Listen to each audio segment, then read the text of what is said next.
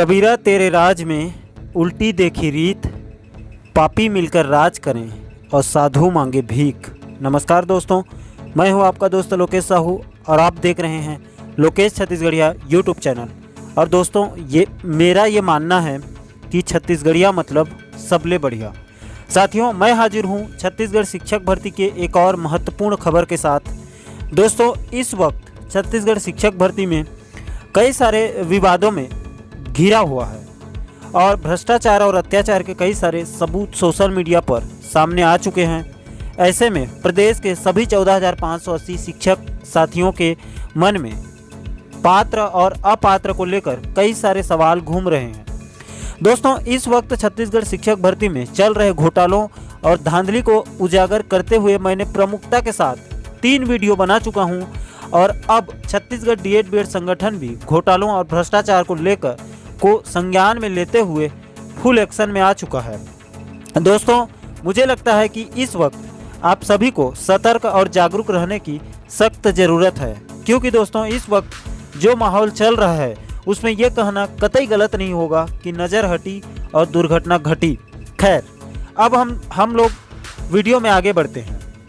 तो दोस्तों, मुद्दे की बात यह है कि जिस प्रकार विभाग मनमाना अपने तरीके से नियुक्ति कर रहा है और इधर लेन देन की खबरों से अभ्यर्थी आमने सामने आ गए हैं, ऐसे में पात्र को लेकर युवाओं के मन में कई सारे खुरापाती सवाल चल रहे हैं और मेरे पास बहुत सारे मैसेज और कमेंट आ रहे हैं कि साहू जी बताइए कि ये पात्र हैं या अपात्र हैं, ऐसे टाइप का। और अभी जिस प्रकार से 21 वर्ष से कम उम्र वालों को पात्र करने की बहुत सारी खबरें मिल रही है, इसलिए मुझे लगा कि इस विषय पर एक फुल वीडियो बनाकर आपको बताना बहुत ज़रूरी लगा। तो दोस्तों, आज के वीडियो को शुरू से लास्ट तक जरूर देखें, आपके मन के सारे सवालों के जवाब आपको मिल जाएंगे। तो दोस्तों, सबसे पहले विभाग के इस लेटर को ध्यान से देखिए। इसमें शिक्षक भर्ती में कौन अपात्र होंगे उसे स्पष्ट रूप से बताया गया है। इसमें अपात्र होने के बाकायदा 30 कारण को बताया गया है। इसको मैं आपको विस्तार से समझाने की कोशिश करता हूं, उसके बाद आप खुद अंदाज़ा लगा सकते हैं कि आखिर कौन अभ्यर्थी पात्र और अपात्र होंगे। क्रमांक नंबर पहला, इसमें कहा गया है कि व्यापम परीक्षा परिणाम जारी तिथि 20/11/2019 की स्थिति में बीएड बीपीएड पूर्ण न होने के कारण, मतलब दोस्तों 20 नवंबर 2019 को व्यापम ने रिजल्ट जारी किया था। उस समय अगर किसी अभ्यर्थी का अगर बीएड या बीपीएड पूरा नहीं हुआ है या है ही नहीं, तो वो इस नियम के तहत अपात्र है। अब जिसका पूरा है वो सीधा पात्र है।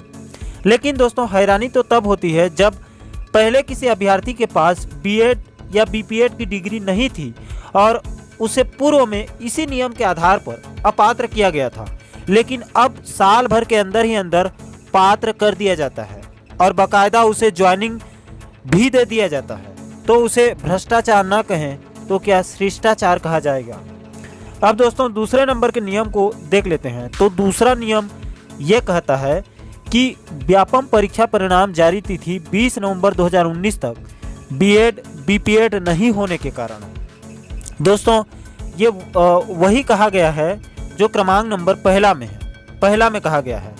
इसमें कुछ नया नहीं है, बस शब्दों का थोड़ा सा हेर फेर है। अब दोस्तों, तीसरे नंबर के नियम को देख लेते हैं। तो तीसरा नंबर का नियम कहता है कि बीएड बीपीएड में 50% से कम अंक होने के कारण, मतलब दोस्तों जिसका बीएड या बीपीएड जो भी प्रशिक्षण कोर्स जो 2 वर्ष का होता है, उसमें अगर किसी अभ्यर्थी का 50% से नीचे है तो उसको इस नियम के हिसाब से अपात्र किया जा सकता है। और जिस अभ्यर्थी का 50% या 50% से ज़्यादा है, उस अभ्यर्थी को पात्र माना जाएगा। अगर आप पैसे वाले हैं तो शायद आपके लिए अलग से नियम विभाग वाले बना सकते हैं, वो हमारे वरिष्ठ और ईमानदार अधिकारियों के ऊपर निर्भर करता है। खैर दोस्तों, अब हम चलते हैं चौथे नंबर के नियम की ओर। तो चौथा नंबर का नियम ये कहता है कि 2 डिग्री एक ही सत्र में अध्ययन करने के कारण अपात्र किया जा सकता है। मतलब दोस्तों, अगर आपने एक ही सत्र में अगर 2 डिग्री लिए हैं तो आपको इस नियम के तहत अपात्र किया जाएगा। अब दोस्तों, यहाँ पर गौर करने वाली बात यह है कि यहाँ पर एक ही सत्र में कहा गया है। एक ही साल में नहीं कहा गया है। एक साल का मतलब होता है 1 जनवरी से लेकर 31 दिसंबर तक के 365 दिन को एक साल माना जाता है। लेकिन एक सत्र का मतलब, अगर मैं आपको स्कूल के शिक्षा सत्र का उदाहरण देकर समझाऊं तो जून से शुरू होकर फिर दूसरे साल के अप्रैल में ख़त्म हो जाती है। मतलब पहले साल के कुछ महीनों और दूसरे साल के कुछ महीनों को जोड़कर एक शिक्षा सत्र बनाया जाता है। मतलब इसमें 2 साल आपस में जुड़ा हुआ है। अगर आप इसे अपने महाविद्यालय के ऊपर फिट बैठा कर चलें तो इस एक सत्र में अगर किसी अभ्यर्थी ने एक साथ 2 डिग्री ली है तो उसे इस नियम के हिसाब से अपात्र माना जाएगा। अब दोस्तों आगे बढ़ते हैं 5वें नियम की तरफ। तो 5वां नियम यह कहता है कि स्नातक में 50% से कम अंक होने के कारण अपात्र किया जाएगा। मतलब दोस्तों मान लो किसी अभ्यर्थी का स्नातक यानी कि बीए या बीएससी में पूरा तीनों वर्षों के पात्र अंक को एक साथ मिलाकर अगर प्रतिशत निकालते हैं और उसमें अगर आपका 50% से कम है तो आप इस नियम के हिसाब से अपात्र हैं, और अगर आपका 50% है या उससे ज़्यादा है तो आप सेव हैं। अब 6वें नंबर का नियम ये कहता है कि वांछित विषय में स्नातक नहीं होने के कारण आपको अपात्र किया जा सकता है।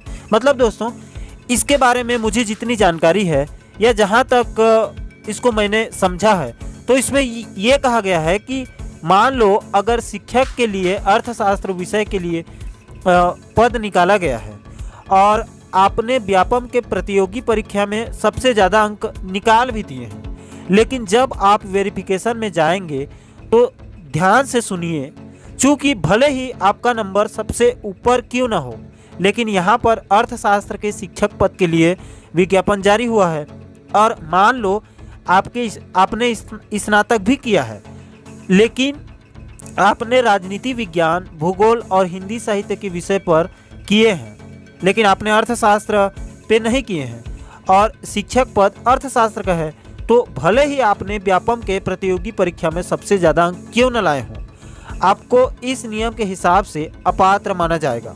दोस्तों मेरे ख्याल से आप इस पॉइंट को भी अच्छे से समझ गए होंगे।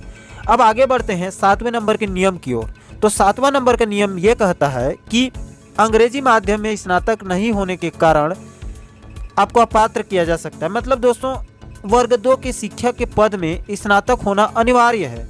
पहली बात तो उसके बिना आप बीएड या बीपीएड भी नहीं कर पाओगे और आपका स्नातक वर्तमान शिक्षक भर्ती में अंग्रेजी माध्यम में होना चाहिए या अंग्रेजी साहित्य में होना चाहिए। अंग्रेजी साहित्य बोले तो इंग्लिश लिटरेचर के पद के लिए इंग्लिश लिटरेचर और बाकी सभी विषयों के पदों के लिए स्नातक तो जरूरी है ही, बाकायदा इंग्लिश लैंग्वेज में किया गया हो।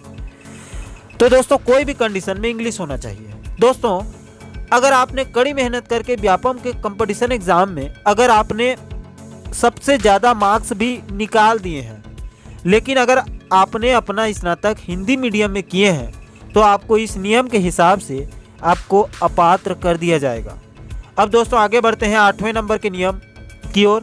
तो 8वां नंबर का नियम कहता है कि बीई की अर्हता होने के कारण। दोस्तों वीडियो में आगे बढ़ूं उससे पहले यहाँ पर एक बात साफ कर देना चाहता हूँ कि 8वां और 18वां और 19वां नंबर के नियम पर मुझे थोड़ा सा डाउट है, इसलिए आपको इन तीनों नियम को अभी नहीं बता रहा हूँ। जब इसके लिए एक और सेपरेट वीडियो वर्ग 3 के शिक्षकों के लिए जब पात्र अपात्र नियम पर बनाऊंगा तो उस वीडियो में इन तीनों नियम को भी विस्तार से समझा दूंगा। अगर आप में से किसी साथी को अगर इन तीनों नियम के बारे में सटीक जानकारी है तो आप मुझे कमेंट सेक्शन या मेरे व्हाट्सएप नंबर पर मुझे बता सकते हैं। खैर दोस्तों अब हम आगे बढ़ते हैं 9वें नंबर के नियम की ओर। तो 9वां नंबर का नियम कहता है कि व्यापम परीक्षा जारी तिथि 20/11/2019 तक स्नातक पूर्ण न होने के कारण आपको अपात्र किया जा सकता है। साथियों आपने गौर किया होगा तो 9वें और 10वें नंबर का नियम हूबहू पहला और दूसरा नंबर के नियम के जैसा ही है, बस बीएड बीपीएड की जगह पर 9वें और 10वें नियम में स्नातक कहा गया है।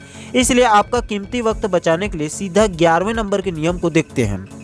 तो दोस्तों 11वें नंबर का नियम कहता है कि छत्तीसगढ़ का मूल निवासी प्रमाण पत्र नहीं होने के कारण, मतलब दोस्तों अगर आपके पास छत्तीसगढ़ का मूल निवासी प्रमाण पत्र नहीं है लेकिन आप छत्तीसगढ़ के ही निवासी हैं, लेकिन आपके पास उसे साबित करने के लिए छत्तीसगढ़ मूल निवास प्रमाण पत्र नहीं है, तो आपको उस स्थिति में अपात्र किया जा सकता है।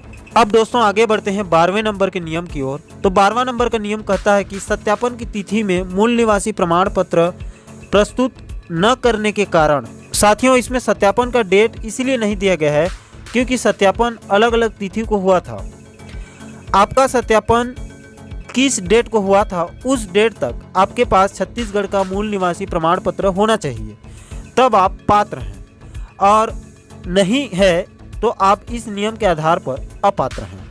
अब दोस्तों आगे बढ़ते हैं 13वें नंबर के नियम की ओर। तो 13वें नंबर के नियम में यह कहा गया है कि व्यापम परीक्षा परिणाम जारी तिथि 20/11/2019 तक छत्तीसगढ़ का मूल निवासी प्रमाण पत्र नहीं होने के कारण अपात्र किया जा सकता है। दोस्तों यहाँ पर मूल निवासी प्रमाण पत्र पूर्ण होने की एक तारीख दी गई है। कब? तो 21/11/2019 मतलब 20/11/2019 मतलब 20 नवंबर 2019 को जिस दिन व्यापम ने रिजल्ट जारी किया था। दोस्तों 12वें नंबर पर सत्यापन तिथि की बात की गई है और 13वें नंबर पर 20/11/2019 मतलब व्यापम के परीक्षा परिणाम जारी करने की तिथि तक आपके पास छत्तीसगढ़ मूल निवासी प्रमाण पत्र होने की बात कही गई है। अब दोस्तों यहाँ पर ध्यान देने वाली बात यह है, चूँकि व्यापम की परीक्षा परिणाम पहले जारी हुई थी उसके बाद ही सत्यापन हुआ था, तो आप इस 20/11/2019 के तिथि को ही सही माने क्योंकि इसमें स्पष्ट रूप से 20 नवंबर 2019 की तिथि उल्लेख है। अब दोस्तों 14वें नंबर के नियम को देखते हैं। तो इसमें कहा गया है कि मूल निवास प्रमाण पत्र निर्धारित समय सीमा व्यापम परीक्षा परिणाम जारी तिथि 20/11/2019 के बाद का है तो भी आपको अपात्र किया जा सकता है। जी हाँ दोस्तों, अगर आपके पास छत्तीसगढ़ का मूल निवासी प्रमाण पत्र है फिर भी आपको अपात्र किया जा सकता है। किस स्थिति में? तो अगर आपने 20 नवंबर 2019 के बाद बनवाया है तो आपको इस नियम के आधार पर अपात्र किया जा सकता है। अब दोस्तों 15वें नंबर के नियम को देखते हैं। तो इसमें साफ साफ कहा गया है कि मूल निवासी प्रमाण पत्र तिथि या क्रमांक उल्लेखित नहीं है। मतलब दोस्तों अगर आपके पास मूल निवासी प्रमाण पत्र है जिसमें तिथि या क्रमांक स्पष्ट रूप से उल्लेख नहीं है तो उस स्थिति में भी आपको अपात्र किया जा सकता है। अब साथियों 16वें नंबर का नियम कहता है कि दिव्यांगता प्रमाण पत्र नहीं होने के कारण, मतलब दोस्तों अगर कोई अभ्यर्थी दिव्यांग है मतलब विकलांग है और अगर उसके पास दिव्यांगता प्रमाण पत्र नहीं है और उसका चयन दिव्यांग कोटा के तहत हुआ है तो उसे भी अपात्र किया जा सकता है। अब दोस्तों आगे बढ़ते हैं 17वां नंबर के नियम के तरफ। तो इसमें कहा गया है कि व्यापम परीक्षा परिणाम जारी तिथि 20/11/2019 तक दिव्यांग प्रमाण पत्र नहीं होने के कारण, मतलब दोस्तों जो अभ्यर्थी दिव्यांग श्रेणी में आते हैं उनके पास दिव्यांग प्रमाण पत्र तो होना अनिवार्य है ही, लेकिन किस तिथि तक?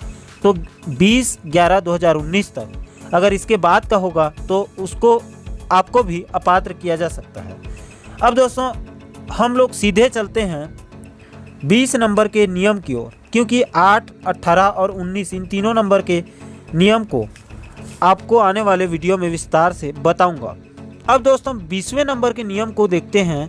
तो इसमें कहा गया है कि सक्षम मेडिकल बोर्ड का दिव्यांग प्रमाण पत्र नहीं होने के कारण, मतलब दोस्तों अगर आप दिव्यांग हैं और आपके पास दिव्यांग प्रमाण पत्र है लेकिन वो मान्यता प्राप्त बोर्ड से नहीं है तो उस स्थिति में भी आपको अपात्र किया जा सकता है। अब दोस्तों 21वें नंबर के नियम को देख लेते हैं। तो इसमें कहा गया है कि सक्षम अधिकारी का ब्रेल लिपि प्रमाण पत्र नहीं होने के कारण, दोस्तों ये भी दिव्यांगों के लिए ही है, उनको मान्यता प्राप्त ब्रेल लिपि प्रमाण पत्र भी जमा करना अनिवार्य है। अगर किसी दिव्यांग अभ्यर्थी ने जमा नहीं किया है तो उसे भी अपात्र किया जा सकता है। अब दोस्तों आगे बढ़ते हैं 22वें नंबर के नियम की ओर। तो 22 नंबर का नियम कहता है कि व्यापम परीक्षा परिणाम जारी तिथि 20/11/2019 की स्थिति में छत्तीसगढ़ राज्य का स्थायी जाति प्रमाण पत्र नहीं है। अब दोस्तों इसे ध्यान से समझें, ये सभी अभ्यर्थियों के लिए है। इसका मतलब है कि आपके पास छत्तीसगढ़ राज्य का स्थायी जाति प्रमाण पत्र 20 नवंबर 2019 की स्थिति तक पूर्ण रहना जरूरी है, जिसमें आपके जाति और वर्ग जैसे एसटी, एससी, ओबीसी इसका स्पष्ट उल्लेख रहे। अगर आपके पास 20 नवंबर 2019 की स्थिति में स्थायी जाति प्रमाण पत्र नहीं है तो आप अपने आप को अपात्र समझें। अब दोस्तों 23 नंबर का नियम यह कहता है कि जाति प्रमाण पत्र छत्तीसगढ़ का नहीं होने के कारण भी आपको अपात्र किया जाएगा। यह तो स्वाभाविक है दोस्तों, आप कर्नाटक के जाति प्रमाण पत्र को दिखाकर छत्तीसगढ़ में सरकारी नौकरी कैसे कर सकते हैं। अब दोस्तों 24 नंबर का नियम यह कहता है कि आपके पास जो छत्तीसगढ़ का स्थायी जाति प्रमाण पत्र है वो 20 नवंबर 2019 तक का होना चाहिए। अगर आपने इसके बाद बनवाया है तो उसे अपात्र माना जाएगा। अब दोस्तों 25वें नंबर के नियम को देखो, ये सबसे महत्वपूर्ण है और इसी को लेकर अभी शिक्षक भर्ती में बवाल मचा हुआ है और मेरा वीडियो बनाने का मेन उद्देश्य भी इसी पॉइंट को आपको अच्छे से समझाना है। इसमें क्या कहा गया है उसे आप ध्यान से पढ़िए कि तिथि 1/1/2019 की स्थिति में निर्धारित आयु सीमा से अधिक होने के कारण अपात्र किया जाएगा। पहले तो मैं इसके मतलब को एक बार आपको अच्छे से समझाना चाहता हूँ। दोस्तों यहाँ पर लिखा है कि तिथि 1 जनवरी 2019 की स्थिति में निर्धारित आयु सीमा से अधिक आयु होने के कारण आपको अपात्र किया जाएगा। अब दोस्तों यहाँ पर आयु सीमा को विभाग ने स्पष्ट रूप से न्यूनतम आयु सीमा और अधिकतम आयु सीमा में लिखा नहीं है, उसको उल्लेख ही नहीं किया है। उसे यहाँ पर स्पष्ट रूप से लिखा गया है। 9 मार्च 2019 को जब 14,580 शिक्षक भर्ती के लिए विज्ञापन जारी हुआ था, इसमें स्पष्ट रूप से लिखा है कि 1 जनवरी 2019 को न्यूनतम आयु 21 वर्ष पूरी कर ली हो तथा 35 वर्ष की आयु पूरी न हो। मतलब दोस्तों इन दोनों तथ्यों से स्पष्ट हो जाती है कि आयु की गणना 1 जनवरी 2019 से ही की जा रही है। अब दोस्तों बहुत से साथी ये दलील दे रहे हैं कि आयु की गणना विभाग द्वारा 20/11/2019 से की जा रही है, इसीलिए जिसकी आयु 21 वर्ष से कम है वो पात्र है, इसलिए विभाग उनको पात्र कर रहा है, ये उनका दलील है। तो दोस्तों वो सभी साथी इस लेटर के तिथि को लेकर भ्रम में हैं, क्योंकि इस लेटर में सभी जगह पर केवल और केवल 20/11/2019 छपा हुआ है। यहाँ पर देखिए 20/11/2019, 20/11/2019, 20/11/2019, यहाँ पर भी 20/11/2019, यहाँ पर भी 20/11/2019, फिर यहाँ आप देख सकते हैं 20/11/2019। मतलब लगभग एक लेटर में 12 बार 20/11/2019 को लिखा गया है और केवल एक बार 1/1/2019 को लिखा गया है। इसीलिए अभ्यर्थी इस आयु की गणना के गणित को ठीक से समझ ही नहीं पाए। दोनों जगह पर स्पष्ट रूप से 1/1/2019 का जिक्र किया गया है। मतलब इन दोनों प्रमाणों से एक बात तो तय है कि आयु की गणना 1 जनवरी 2019 से ही हो रही है। अब दोस्तों यहाँ पर विभाग क्या चाल चल रहा है उसे थोड़ा ध्यान से समझें। एक तरफ से अभ्यर्थियों से दबाकर पैसे ले रही है विभाग और दूसरे तरफ से अभ्यर्थियों को आपस में लड़वा रही है। और विभाग की इसी चाल में भ्रष्ट अभ्यर्थियों के साथ साथ बहुत सारे ईमानदार साथी भी लपेटे में आ गए हैं जिनकी कोई गलती नहीं है। दोस्तों आज का वीडियो पहले ही बहुत ज़्यादा लंबा बन चुका है, इसीलिए उस महत्वपूर्ण जानकारी को इस वीडियो में बताकर इस वीडियो को और ज़्यादा लंबा नहीं करना चाहता हूं। उसके लिए आज ही एक दमदार वीडियो बनाकर उसका भी खुलासा करूंगा कि विभाग किस प्रकार गेहूं के साथ साथ उसके छिलके को भी पीस रहा है। अब दोस्तों फटाफट आगे बढ़ते हैं 26वें नंबर के नियम की ओर। तो इसमें साफ साफ कहा गया है कि भूतपूर्व सैनिक का प्रमाण पत्र नहीं होने के कारण, दोस्तों इसका मतलब यह है कि अगर मान लो कि वर्तमान छत्तीसगढ़ शिक्षक भर्ती में कोई भूतपूर्व सैनिक है और उसके पास भूतपूर्व सैनिक का प्रमाण पत्र नहीं है तो उसे भी इस नियम के आधार पर अपात्र किया जा सकता है। अब दोस्तों आगे बढ़ते हैं 27वें नंबर के नियम की तरफ। तो 27 नंबर का नियम कहता है कि नियोक्ता का अनापत्ति प्रमाण पत्र नहीं होने के कारण अपात्र किया जाएगा। मतलब दोस्तों अगर कोई अभ्यर्थी छत्तीसगढ़ शासन के किसी विभाग में पहले से ही सेवा दे रहा है या दे रही है और उसकी इस वर्तमान शिक्षक भर्ती में भी चयन हो चुका है तो सबसे पहले उसे अपने विभाग से इस्तीफा देकर अपने बड़े अधिकारी जो उसकी नियुक्ति किया था उसका अनापत्ति प्रमाण पत्र लाकर यहाँ पर जमा करना पड़ेगा। अगर वो अभ्यर्थी ऐसा नहीं करता है तो उसे सीधा सीधा अपात्र किया जाएगा, क्योंकि एक आदमी एक ही समय में 2 नौकरी कैसे कर सकता है। समझ गए। अब 28वें नंबर का नियम उसको देख लेते हैं। तो 28वें नंबर का नियम कहता है कि टीटी की अर्हता 20/11/2019 तक नहीं होने के कारण, मतलब दोस्तों आपके पास जो टीटी है, टेड की मार्कशीट है, उसकी मान्यता 20/11/2019 तक होनी चाहिए। अगर उसके पहले ही आपकी टेट की वैलिडिटी ख़त्म हो चुकी है तो आपको भी अपात्र किया जा सकता है। अब दोस्तों 29वें नंबर के नियम को देखें तो इसमें लिखा है कि टीटी की अर्हता की अवधि 7 साल से अधिक होने के कारण भी आपको अपात्र किया जा सकता है। दोस्तों आपको ज्ञात होगा कि पूर्व में टेट की वैधता को 7 वर्ष तक के लिए रखी गई थी। तो उस नियम के आधार पर देखें तो 2011 टेट वाले वर्तमान शिक्षक भर्ती में अपात्र हैं, लेकिन अभी कुछ महीनों पहले ही भारत सरकार ने 2011 से टेट को लाइफ टाइम के लिए वैलिड कर दिया है। अब देखना पड़ेगा इसको लेकर विभाग क्या नियम बनाता है। अब दोस्तों 30वें और आखिरी नंबर के नियम को भी जान लेते हैं। तो इसमें स्पष्ट रूप से लिखा है कि अन्य पिछड़ा वर्ग नॉन क्रीमिलेयर हेतु अनिवार्य आय प्रमाण पत्र नहीं होने के कारण भी आपको अपात्र किया जा सकता है। मतलब दोस्तों अन्य पिछड़ा वर्ग के वो अभ्यर्थी जिनके माता पिता दोनों ही राज्य सरकार अथवा केंद्र सरकार के किसी भी विभाग में प्रथम श्रेणी के पद में हैं, तो उनको क्रीमी लेयर के अंतर्गत रखा जाता है और उन अभ्यर्थियों को अलग से आय प्रमाण पत्र सत्यापन के समय जमा करना अनिवार्य है। अगर वो आय प्रमाण पत्र जमा नहीं करते हैं तो उनको भी अपात्र किया जाएगा। दोस्तों उम्मीद करता हूं कि आप वर्तमान शिक्षक भर्ती में शिक्षक के पदों पर कौन कौन से स्थिति में कौन कौन सा अभ्यर्थी पात्र और अपात्र हो सकते हैं, आप सटीक और सरल तरीके से समझ गए होंगे। दोस्तों बहुत जल्द वर्ग 3 शिक्षक के पात्र अपात्र के नियम के लिए भी एक सटीक और दमदार वीडियो बना दूंगा।